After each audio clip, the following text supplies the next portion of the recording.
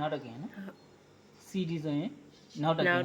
AB ဆိုရင်ရှစ်တကင်အစမှာတကင်တုတ်လိုက်တာဟုတ်ဒါဆိုတကင်ကဒါ2ချက်ပဲရှိသေးတယ်3ချက်တုတ်ချင်တယ်ဆိုနောက်တစ်ချက်ထပ်နေလိုက်ဒါဆိုရင်သူကတကင်ကရှည်သွားလားတကင်ကရှည်သွားတာပေါ့နော်သူကဖြောက်ချင်တယ်ဆိုရင်နောက်တစ်ချက်ထပ်နေလိုက်ဒါဆိုရင်ပျောက်သွားပြီတကင်လေးပေါ့နော်ဒီကောင်လေးဒီဇက်ပုံစံလေးကကြတော့ဒီဇက်ပုံစံလေးကကြတော့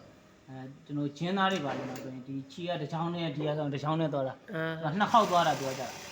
ဂျင်းသားတွေပါမှာချုံမယ်ဆိုရင်ချီတွေပါအက်တွေပါလဲစရာမလိုဘူးချီထူသွားတာအဲ့ကောင်နှိပ်ပြီးသွားရင်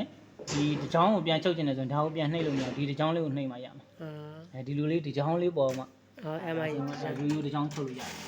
ဟုတ်ဒါပေမဲ့ဒါကတော့မသုံးပါဘူးမိုင်းလို့ဒါဒီကောင်လေးဒါတွေကမသုံးဘူးနော်ဒါဒီကက်ကြီးမပိတ်ချင်ကက်ကြီးမဖြတ်ချင်ကက်ကြီးလေးပိတ်လိုက်ဖြတ်ချင်ကက်ကြီးလေးဖွင့်လိုက်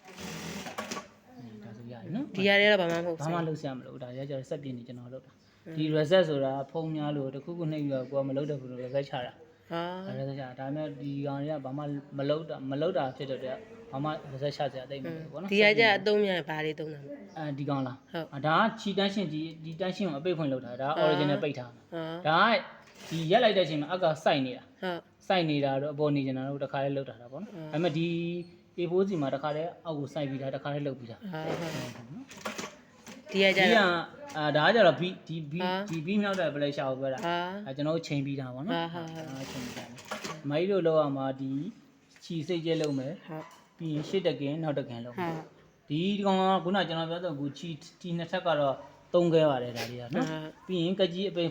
ဖွင့်ပြီးရင်ဒီ